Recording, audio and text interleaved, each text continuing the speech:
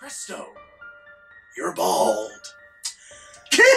Welcome, ladies and gentlemen, to ChuckyWatch number 3. We are up to Child's Play 3 in our little marathon. If you're wondering what the hell this is all about, you've missed 2 videos. Go back, there's one on my channel, there's one on this channel. Child's Play 3, Look Who's Stalking.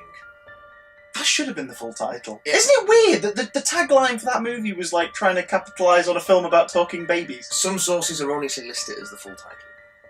Really? But it is in fact only the tagline. I wouldn't be surprised. In the age of Answer the Call, Live, Die, Repeat, Edge of Tomorrow, and yeah, who knows. Child's Play 3 is the 3rd film in the Child's Play series, obviously. If you've not seen the movie, maybe don't watch this, because we're not doing a general summary or a review so much as just talking about it. Yeah. So, if you're not bothered about spoilers, stick around. I'm joined once again by Matthew Watson. Hello! His magical face and his gorgeous elbow. I mean, it's a fine-ass elbow.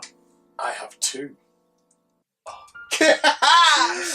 Speaking of 2, these 2 movies were made back to back. Child's Play 2 and Child's Play 3 were done in a very short production cycle. Universal got involved after MGM did only the first one, and Child's Play 2 and Child's Play 3 were made back to back, which means they were both written very shortly after one another, which means they were made almost immediately after one another. And that was not the only sort of late 80s and 90s horror franchise to do that. I know Critters did that as well with 3 and 4. The lower budget but money making sort of scheme around that point, especially with the horror franchises and stuff, and some comedy movies as well. Like basically, horror in the 90s, late 80s, early 90s for America was using like the British carry-on movie model of just and some churn them out and don't pay everyone properly. Some of them are at the same sort of level of craft, and certainly some of those late 80s, early 90s American low-budget horror movies were funnier than a lot of carry-on movies. Well, at least they've aged better in terms of humour. What's it, Sid? You want to harass a school bus full of girls, Sid? Alright, Sid. We'll flirt with that one, Sid, who's clearly played by Barbara Windsor, who is obviously in her 20s, Sid. The Charles Autry in the corner going... yeah. That wasn't Child's Play 3. No. Could have been. Although Child's Play 3... when I was last on and we talked about Child's Play, we did talk about the tongue-in-cheek aspect of it. Child's Play 3 is significantly sillier and funnier than the original Child's Play, which is why I like it, because it sort of throws all pretension and seriousness out there, especially towards the end, and just goes, you know what? Fuck it. This is silly, and we're going to embrace how silly it is. Of course there's a fairground further down from the military academy. There always was! There's a fairground just outside where the military academy are playing their war games. Yeah, well, you know, obviously. This movie's also, set... military academy. Yeah, well, it's a shift in tone, because previous year, obviously, we had Alex Vincent back as Andy. Yep. And it's that story of, you know, continuing on Child's Play almost directly. We skip ahead 8 years. This movie's set in, drums please, 1998. Now, to be fair, its action takes place entirely within the grounds of the military academy and then the fun fair. Yeah, right. So there's nothing really to juxtapose that, but it's a weird thought that this movie takes place, I think it's 6 months before the events of Bride of Chucky. That is weird. That is weird when you think about it that strange. way. Also, for some reason, despite being back to back, Chucky's face looks so different from the previous one. Well, they clearly had time to sort of retouch the puppets. Yeah, this also because he gets fucked up at the end of 2 massively. Well, and then in this one they decide to try and top it. Oh, and do they? I'm going to start with Chucky, as we should in everyday life. I think this might be my favourite look of the doll. Yeah, I can see that. Which is a weird one to point out, because I know a lot of people don't love this look. Child's Play 2 is brilliant. His face looks amazing, his snarls, his neutral expressions, like everything is great. The lip sync in number 2 is amazing. I just love, like, at this point he looks like a little demon. Well, this is also the first one there that they used CGI to help the lip sync. Is that true? Yeah. Is that a factoid? Yes. Nice. Well, which I can imagine, because he's got such a piggy little face in this. Because he does. He looks like a monster in this one. This is the first time when they go, screw it. Yeah. You know the doll's alive. We start the movie with his story. Let's just make him look like the terrifying creature. And he was very much part of that, on the back end of it, but he was very much part of that sort of 80s to early 90s wave, the sort of new wave of horror monsters that you got with like Jason and Freddy and this and Ghoulies and Critters and Gremlins. Especially because at this point a sequel didn't necessarily mean a sequel for the main characters of the original movie. No. It was new characters dealing with the monster from the previous film. Pumpkinhead, Chud, all that sort of Michael Myers and like just especially the more sort of churned out weird creepy ones. But Leprechaun. At this point, Don Mancini, who had managed to like definitely keep a lid on Chucky. Like he's the sole script writer of all the movies. Puppet Master. They are terrible. But like he's across them, so he got to write 2 and 3, and it's that thing of you've got to write 2 sequels. Well, I'm going to make it interesting. I'm going to make them as different as I possibly can. And I think this is why I like 3 so much, because it is so different from the first 2. Yeah. And it's a new playground for Chucky. Like we are now as invested in him as we are in Andy, and probably even more so in this movie because, and it's no fault of obviously the actor and such, but like we're not as connected with Andy because it's a different Andy. The famous Justin Whalen, the other Jimmy Olsen. Yes, the OG Jimmy Olsen. For live action nutters who grew up in the 90s. He was Jimmy Olsen to me. Lois and Clark was my Superman for years. So when I first saw this, I was like, oh my god, it's Jimmy Olsen! Now he does a damn fine job playing a teenager who has basically grown up from going from foster home to foster home to foster home, never settling, always being haunted by this urban legend now. And he's the stupid kid who believes it. Yeah. As far as everyone's concerned, he definitely plays someone who's just like, I've been sent here because I've just been sent here. I don't want to be here. I'm just going to get it over with. It's just that the last place they could put him was like, we're just going to send you to this military. And he feels like he's given up. He's not trying to get himself kicked out. He's just like, fine. This is where I am now. And yeah, he meets. Oh, who's his roommate? What's he called? The nerdy. I just call him Nerdlinger because he's just a physical embodiment of. Oh my god, Whitehurst. He's the physical Gene, I think, but he's the physical embodiment of Gene. He's just the physical embodiment of nerd. Like he's down to his frame, his face, the glasses they give him, the way he has his hair in the movie. Oh dear God, yeah. But like, Whitehurst is obviously sort of like, what's your deal? Like, where'd you come from? And he's like, that's not important. It's like, he's given up trying to explain. His mum is, we get a proper illusion now in this one. It's been 8-9 years since the events of the first movie, and Karen is still under psychiatric observation. So, Mike and his partner definitely haven't testified to say whether or not the Chucky stuff actually happened. Move, Chris Sarandon. Fuck. How dare you? You'll never really understand the true meaning of Christmas, Chris Sarandon. And Colin Farrell will be a sexier Jerry than you. Wait the fuck over Catherine Hicks. I like Chris Sarandon. That woman had a career! It's a fictional character we're talking about. Oh, okay, yeah. But so Andy's like, he's in a shit place. He finds a bit of solace in, what's her name? The cadet who's also a little rebel. Masturbation. Oh, De Silva. De Silva, of course. Because she's a rebel, she has to be also soft Latina. Although she isn't, she's just white as they come. But of course. But she's a fun character because she's obviously someone who really doesn't want to be there. So there's a kindred spirit and a bit of a sort of natural sort of attraction to each other's starts. My Andy, how you've grown. You've got Shelton, who's like the cadet who's in charge of everyone else, who's major prick, dick. But he's a massive prick. But he does nothing at any point in the movie that makes you feel like he's the villain. He's just a prick who, like, he's picking on Whitehurst and he's picking on Andy. Apart from that, he's doing his job. If this was a more traditional style teens in danger horror movie, he'd be the schoolboy. Yeah, basically. Except in this case, he's in a position of authority to make life hard, which I think just makes him worse. Yeah, in a way, you've sort of just given him license to be a dick. Yeah, and so whereas in he's a secondary antagonist, but he's not a villain. He's just just a dick, pretty much. Yeah, But his part's nice because it adds an extra level of sort of tension to proceedings. Ooh, tension. God, the guy in charge of the school is hilarious. His character is hilarious just because the way he calls Andy Barkley, but he doesn't call him Barkley. He goes, Barkley, Barkley, Barkley. He barks it. When I was a child, I acted as a child. When I became a man, I put away childish things. Barkley, Barkley. His death is amazing. Let's touch on the death. So it's a military school.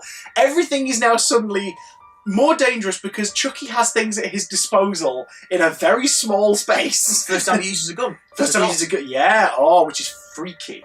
Like, it's proper creepy. Especially when he's walking with the little pistol in the end scene. It's freaky as hell. But he sticks bullets in the paint guns, the rifles, instead of the paint pellets for the war games. Yep. So that one team is firing paint pellets and the other team shoot bullets. And obviously it's too late for anyone realises, and a few people die, including Shelton, who gets shot through the chest.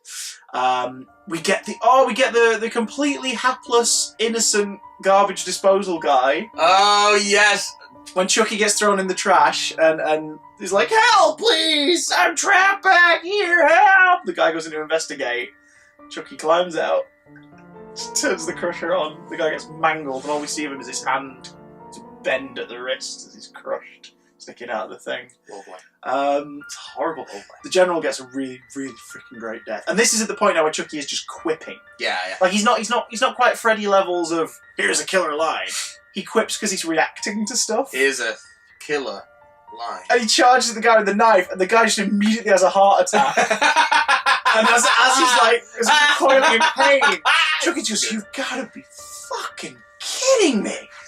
Because it's like, it's perfect. Like, there's no evidence to link it back to a killer. Like, the guy just died of a heart attack. It's great.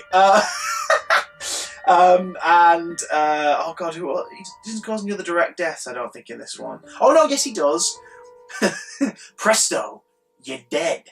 The guy who's obsessed with cutting the hair, the teacher who's like the barber. Oh, yes. And he's just going to cut Chucky's hair because we were watching this again the other night. Lucy was like, I think he shags bags of the hair. Probably. He just fucking loves hair. Like he's got in mounts bags of hair. He's got a woman made of hair.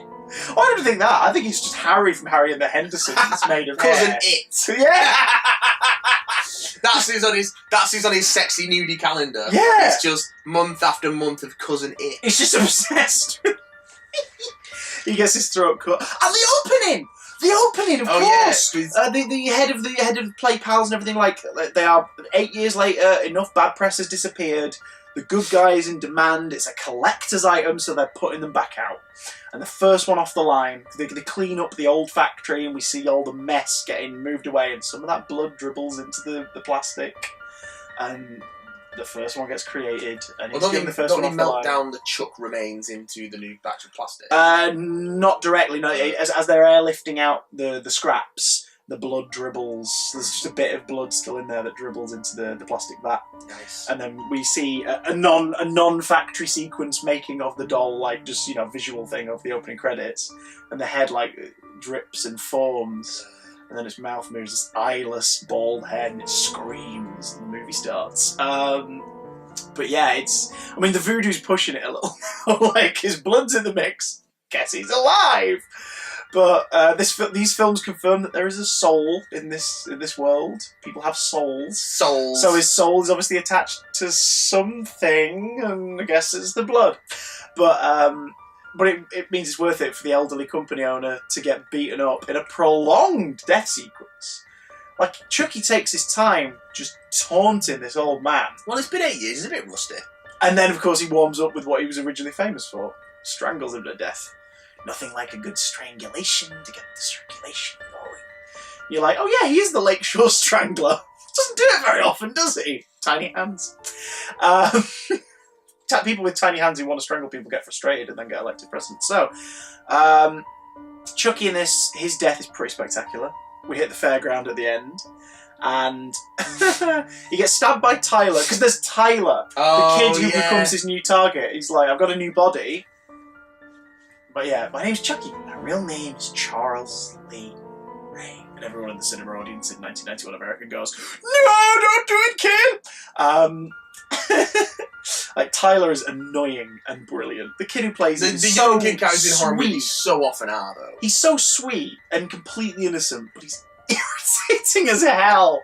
But it makes sense, you know, like he's going to latch onto a kid and try and switch souls. Now, killing Andy's just a bonus. It's like, I'm going to kill you and make a point, and I'm going to live in this kid. And he makes that really misguided line until you remember that Chucky was a psycho and you know, like, not a good person. So you kind of accept that maybe he's a bit racist. Because when he goes like, "Yeah, Chucky's gonna be a bro," and you're like, "Oh," which is cut out of some versions. It is TV version. Yeah, there's one where it cuts out. Yeah, but it's not a joke that's aged well. Although I would like to see. Then again, I don't think it's meant to be like, that's hilarious. It's meant to be like, this is creepy. But I think it is in retrospect. Like, I think at the time it was meant to be, he's a funny doll. But now, now that we've got a little bit further in terms of the way we view racism, it's a bit like, ooh. It doesn't stop him making a similar joke briefly in Seed of Chucky. Wow. But again, by that point, Seed of Chucky has its own issues with sort of gender as well as race. So yeah. I think there is a pure message in there. It's just not told very well. Yeah, it's executed bungle. But that's a Seed of Chucky. But speaking of executions, in this one, Chucky's death is fantastic. So he's stabbed by Tyler. Yeah. So he's already bleeding out. And then they get into the fairground. He's chasing him around on the roller coaster, and the big Grim Reaper sign in the horror ride slices half his face off. Why is that sharp? I don't know. Surely that's a health and safety hazard. But I also love that it's not quite skull. It's like sinew. It's like muscles beginning to form underneath. And like his eyelid's cut off, but there's still some of the dark bit around it. And it's horrible. It's also nice because in the next movie, you see very cleanly like that one portion of his face that's relatively unscathed is the bit that was cut off and flew away to one side. Because the rest of him, after Andy cuts his hand off, shoots him in the shoulder and then cuts his hand off, the rest of him folds into the big fan mechanism that's blowing like all the paper flames around the ride, and he gets sliced to pieces. Which is just so over the top, it's brilliant. We like OTT. Brad Dourif is great in this. He's obviously sort of at this point going, yeah, fuck it, whatever. Well, this is his least favourite. Is it? Yeah.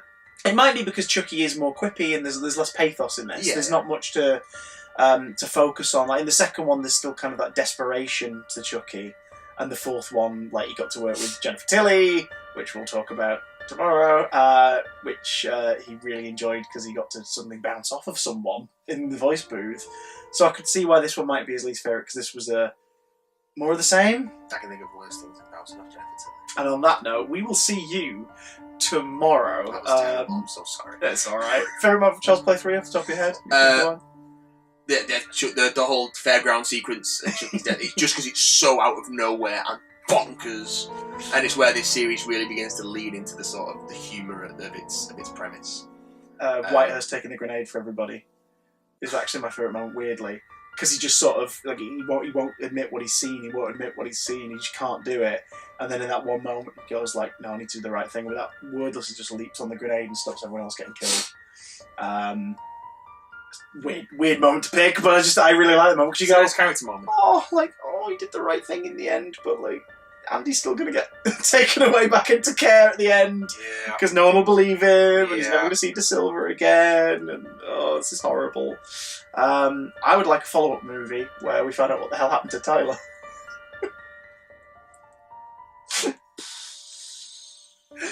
No one wants that. We'll be talking about Bride of Chucky tomorrow. It'll be here if you're watching this after tomorrow, obviously. And don't forget to check out Child's Play 1 and 2. Don't forget. We'll see you back on my channel tomorrow. Bye! Presto! You're bald! Presto. Don't give me that hair!